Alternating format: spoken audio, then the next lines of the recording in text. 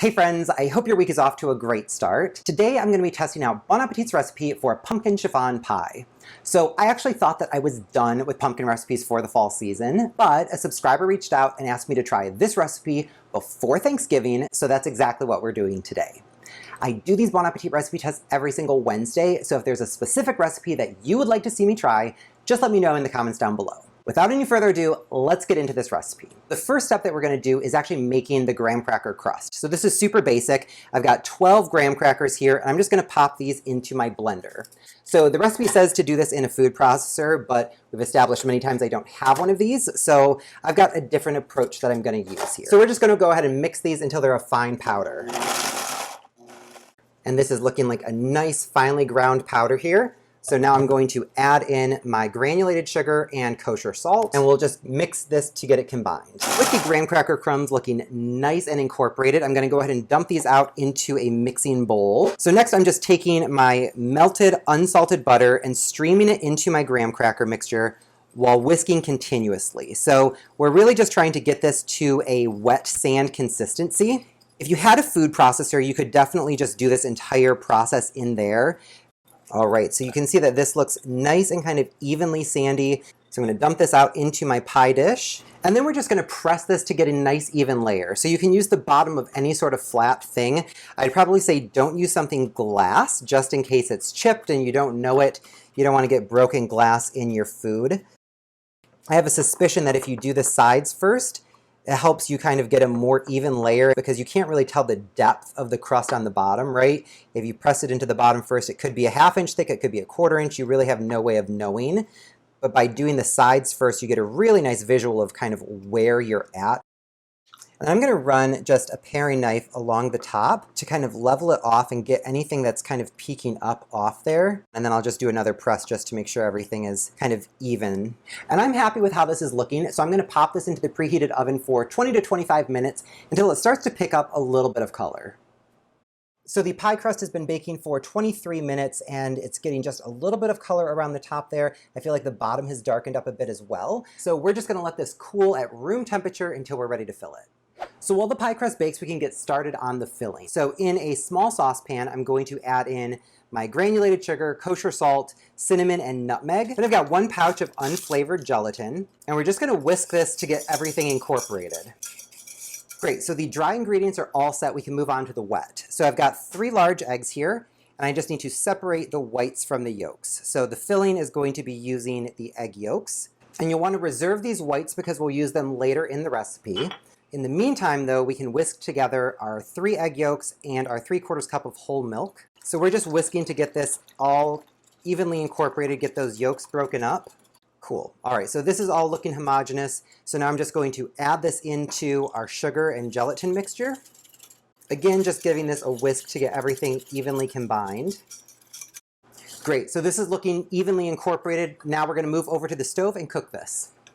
So I've got our ingredients over medium heat, and we're going to cook this for about 5 minutes. What we're looking for is for this mixture to thicken up so that it coats the back of a spoon. All right, so it's been a little bit over 5 minutes, and you can see that the mixture has thickened up, and when I run my finger through it, it's holding a line. So this is good. I'm going to go ahead and kill the heat, and we can get the pumpkin added in here. I'll just mix this to get the pumpkin evenly distributed. The pumpkin adds such a nice color. I was a little bit put off by the appearance of this at first. It was very kind of grayish white looking and not so appetizing. Since this has been cooking for 5 minutes, it's pretty hot, so we're going to pop this in the refrigerator just for about 10 minutes to bring it down closer to room temperature. So while that pumpkin mixture chills in the refrigerator, we can move on to whisking our egg whites. And this is where things get a little bit controversial. So Bon Appetit is recommending to use the 3 large egg whites that we reserved when we separated the eggs earlier. The issue is that these are not pasteurized, so technically you should not be eating them raw. So what I'm going to use instead are these liquid egg whites in the carton, and these have been pasteurized. And we're just going to whisk this on low speed until we reach soft peaks, at which point we can go ahead and start streaming in the granulated sugar. So it's starting to look nice and foamy. You can see that it's developing some body.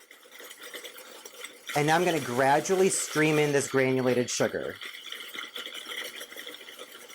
Okay, with all that sugar in, we can crank the speed of the mixer up to high, and we're going to whisk this until we hit a full stiff peak. And so this looks like a nice stiff peak to me. You can see that when I lift the mixer up, this is holding nicely. It still looks nice and glossy. This is not dried out and overbeaten. So I'm gonna call this good and we can move on to the next step. So our pumpkin mixture was in the refrigerator for about 10 minutes and it's cooled down quite a bit. It's definitely not set up at all though. So you can see it's still nice and fluid. It's not like a pudding texture, so we're good on that. And now what we're gonna do is lighten this mixture up by taking 1/3 of our whipped egg whites and mixing that through. So gonna just kind of eyeball it here. And you wanna be kind of gentle here because we beat all that air into the whites. You don't wanna knock it all out. So the first batch of whites that you add in typically is kind of like a sacrificial lamb because the mixture you're adding it to is really tight. So the first third just gets everything lightened up, and then the second 2 additions, you'll have a better chance of getting them to stay nice and inflated. Got that first addition in. Now I'm just going to divide this in half and we'll do 2 more additions. So now I'm trying to be much more gentle. So I'm going down below and folding over the top.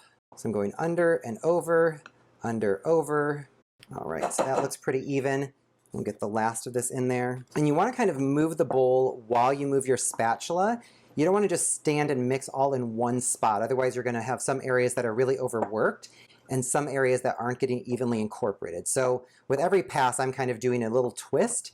And that way I'm making sure that I'm trying to get everything evenly incorporated all the way around the bowl. And I think that this looks good. It seems really homogeneous. I don't see any white stripes or pumpkin stripes remaining, so I think that this is really evenly incorporated. And with that, we can go ahead and scrape it into our prepared and cooled pie crust. And I'm just taking a large spoon, kind of spreading this around, doing some swooshes. All right. So now we're going to pop this into the refrigerator until it's fully set. So BA is recommending overnight, though Jell-O typically sets up in about 3 hours. So we'll check it after 3 hours and see how it's doing. So the pumpkin pie is just about done cooling. And so now I'm going to put together the whipped cream to top it all off. So I've got my heavy cream here into a large chilled bowl. And then using a large whisk, I'm just going in here and I want to beat this to medium peaks.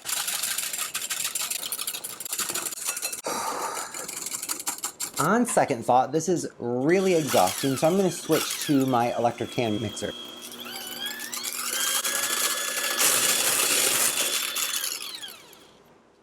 And I want to be able to flip the bowl upside down without pouring the whipped cream out. So this is a little bit loose for me still.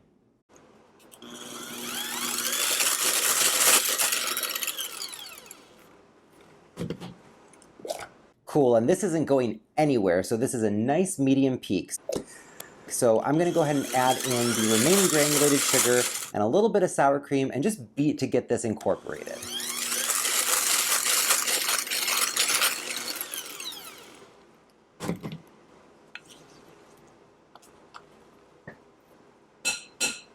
So the pie is all set up here. We've got our whipped cream and now we're ready to just finish this off. And I don't have a gigantic spoon to do the dollops on the top of this pie, so I'm just using the largest spoon that I have, and then I'm going to do a swirl pattern on the top. So this is the same approach I used for the salted caramel chocolate tart. I'm just doing some kind of wave motions to put a little bit of movement into the cream. This pie is nice and chilled, the whipped cream on top is beautiful, and I've got myself a nice slice cut here. So it came out pretty cleanly, the crust on the back is intact, a little bit of whipped cream swipage on the way out, but overall, the first piece of pie is usually the ugliest, and this one looks passable. So I'm really excited to dig into this and see what the texture and taste is like on the inside. So the texture of the crust as I'm putting the fork through it feels very firm and crisp in a good way.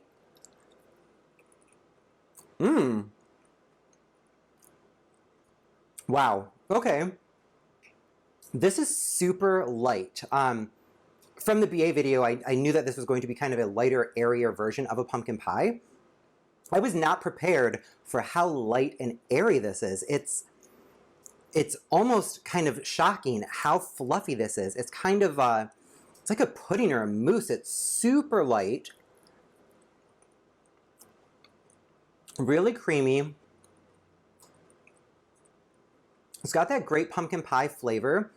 I was concerned the pumpkin pie flavor wasn't going to come through strongly enough because there wasn't a ton of spice added to the recipe.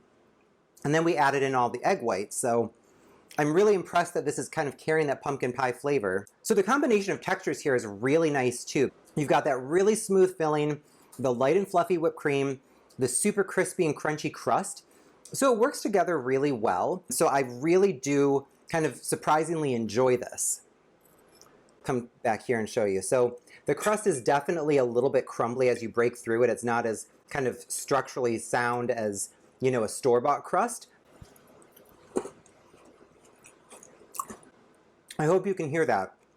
It's very crunchy and crispy and just, I mean, surprisingly delicious.